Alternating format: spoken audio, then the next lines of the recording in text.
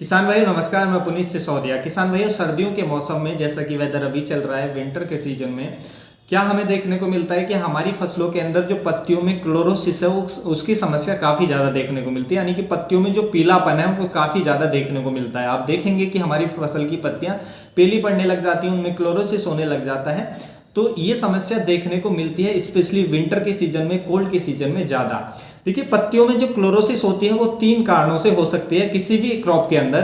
पहला कारण हो सकता है कि हमारी फसल के अंदर किसी सकिंग पेस्ट का अटैक है, यानी कि रस चूसक कीट का अटैक है, तो उसकी वजह से भी जो क्लोरोसिस है वो पत्तियों में आ जाती है।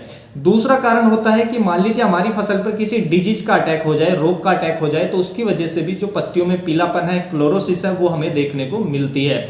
तीसरा कारण होता है कि पत्तियों में किसी पोषक तत्व की कमी हो जाए, तो उसकी वजह से भी जो क्लोरोसिस है यानी कि पत्तियों में पीलापन है वो हमें देखने को मिलता है।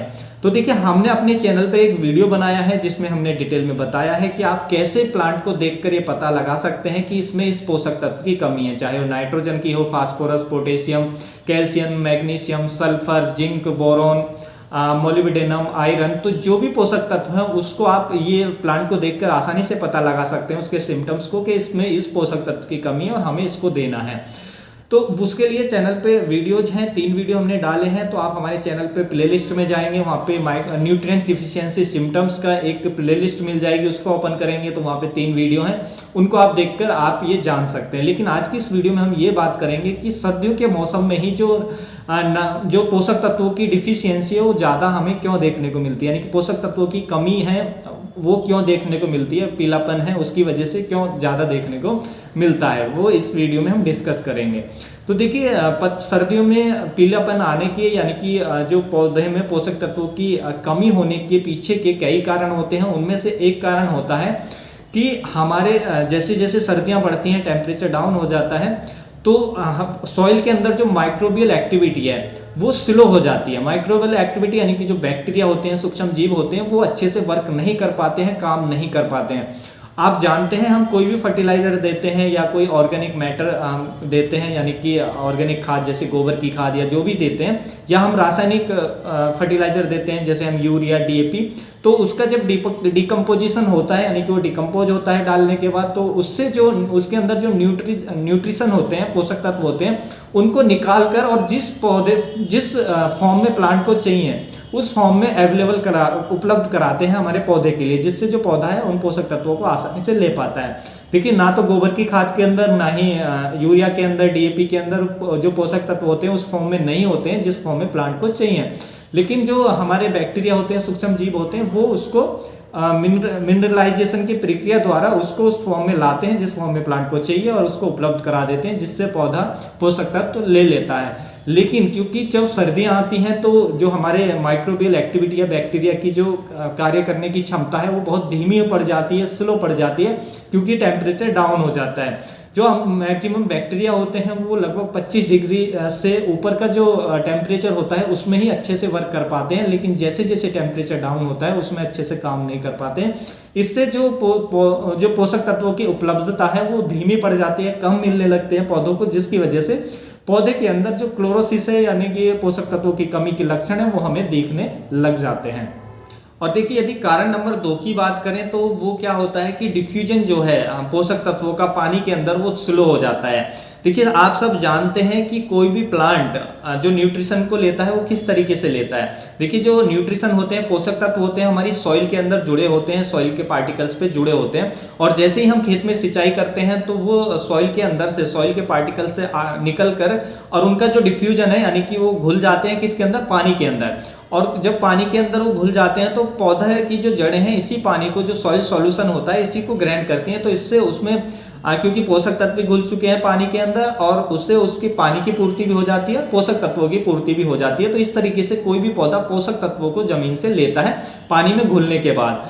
लेकिन जब जितना ज़्यादा टेम्परेचर डाउन जाएगा, ऐसे में क्या होगा कि पानी के अंदर जो न्यूट्रिशन है वो आसानी से नहीं घुल पाते हैं और डिफ्यूजन है वो धीमा हो जाता है। और जैसे जैसे टेम्परेचर हाई होता है यानी कि पानी का जो टेम्परेचर है वो हाई होगा तो डिफ्यूजन ज़्यादा होगा, लेकिन लो टेम्परेचर में जो डिफ्यूजन है, जो पानी के अंदर पोषक तत्व आएंगे वो कम आएंगे। आपने भी देखा होगा कि गर्मियों के वेदर में जब हम ठंडाई बनाते हैं यानी कि नींबू पानी पीते हैं, तो आप कभी जब फ्रिज के ठंडे पानी में चीनी डालकर घोलने लगते हैं तो वो आसानी से नहीं घुलती है, बहुत मुश्किल से वो घुलती है, क्योंकि उसमें जो डिफ्यूजन है चीनी का वो बहुत धीमा होता है। क्योंकि जैसे जैसे टेम्परेचर डाउन होता है तो जो हमारे जो कोई भी चीज़ है उसके जो पार्टिकल्स होते हैं उनकी जो मूवमेंट है वो स्लो हो जाती है, तो जिसकी वजह से वो अच्छे से नहीं घुल पाता। लेकिन यदि हम नॉर्मल वाटर लें और उसमें घोलें या थोड़ा गर्म पानी लें तो उसमें और फास्ट घुलता है, क्योंकि उसमें जो कणों का मूवमेंट है वो फास्ट हो जाता है। तो ये आपने देखा होगा, तो वही यहाँ पर भी अप्लाई होता है कि जब हम पानी का टेम्परेचर डाउन हो जाता है तो जो डिफ्यूजन की प्रक्रिया वो धीमी पड़ जाती है, तो सॉइल से जो पोषक तत्व वो आसानी से नहीं घुल पाते हैं पानी के अंदर या कम घुल पाते हैं, जिसकी वजह से जो पौधे को प्रॉपर पोषक तत्व न्यूट्रिशन नहीं मिल पाते हैं, और जिसकी वजह से जो क्लोरोसिस है वो हमें देखने को मिलती है हमारे प्लांट के अंदर, हमारे पौधे के अंदर। तो इन कारणों की वजह से हमें जो पोषक तत्वों की कमी है यानी कि क्लोरोसिस है, प्लांट में जो पत्तियों में पीलापन है वो देखने को मिलता है। तो देखिए अब इससे आप कैसे बच सकते हैं, इसको कैसे दूर कर सकते हैं।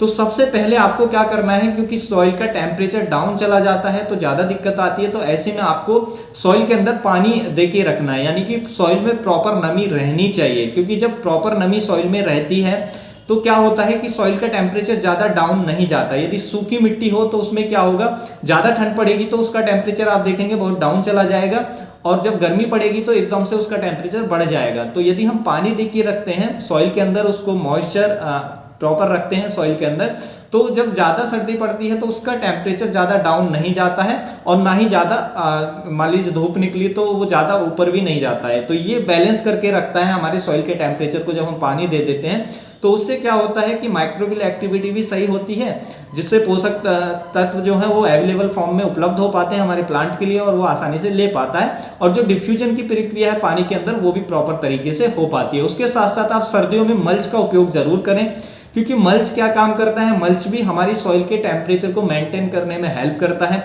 सॉइल का जो टेम्परेचर है उसको ज़्यादा डाउन नहीं जाने देता है। और मल्च के लिए आप चाहें तो जो हमारा मल्चिंग पेपर आता है उसका उपयोग कर सकते हैं, या ऑर्गेनिक मल्च का उपयोग कर सकते हैं। और ऑर्गेनिक मल्च में जैसे हमारे फसलों के अवशेष हैं, सूखे हुए या सूखी हुई पत्तियां हैं, तो उनको भी आप बिछा सकते हैं सॉइल के ऊपर, बेड़ों के बीच में जहाँ भी आपका खाली स्पेस है, तो उससे भी जो सॉइल का टेम्परेचर है ज़्यादा डाउन नहीं जाएगा, जिससे माइक्रोबियल एक्टिविटी सही होगी और जो डिफ्यूजन की प्रक्रिया है वो भी सही होगी, जिससे पोषक तत्व उपलब्ध आसानी से हमारे प्लांट के हो पाएंगे।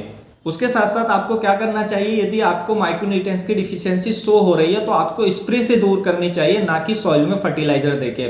आप कोशिश करें कि ज़्यादा से ज़्यादा जो सर्दियों के वेदर में जो फर्टिलाइजर है उसका उपयोग में स्प्रे में उपयोग करें, जैसे NPK 19-19, 0-52-34 या जो भी माइक्रोन्यूट्रिएंट्स आप देना चाहते हैं वो स्प्रे में देंगे तो वो आसानी से पौधे को उपलब्ध हो पाता है। क्योंकि यदि आप सॉइल में देंगे, क्योंकि माइक्रोबियल एक्टिविटी धीमी हो चुकी है और डिफ्यूजन की प्रक्रिया भी धीमी हो जाती है, तो आसानी से प्लांट को नहीं मिल पाता है। तो इसलिए स्प्रे से देंगे तो प्लांट को आसानी से मिल पाएगा और पौधा आसानी से उसको ले पाएगा, जिससे पौधे की ग्रोथ भी अच्छी आपको देखने को मिलेगी और पौधे के अंदर जो डिफिशियंसी है वो भी आपको नहीं देखने को मिलेगी, जिससे पौधा आपका हेल्दी ग्रो करेगा, उसका प्रोडक्शन अच्छा मिलेगा।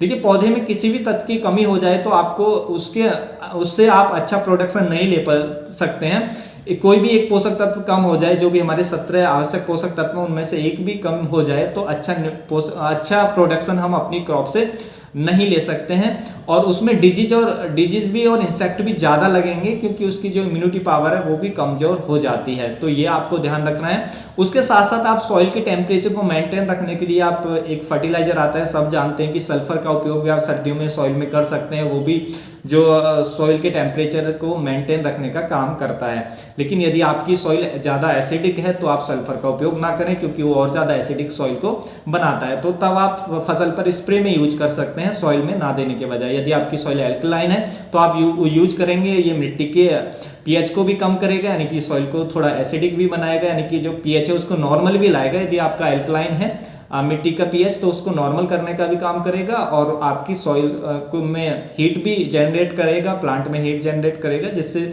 जो पौधे की ग्रोथ है वो अच्छी देखने को मिलेगी।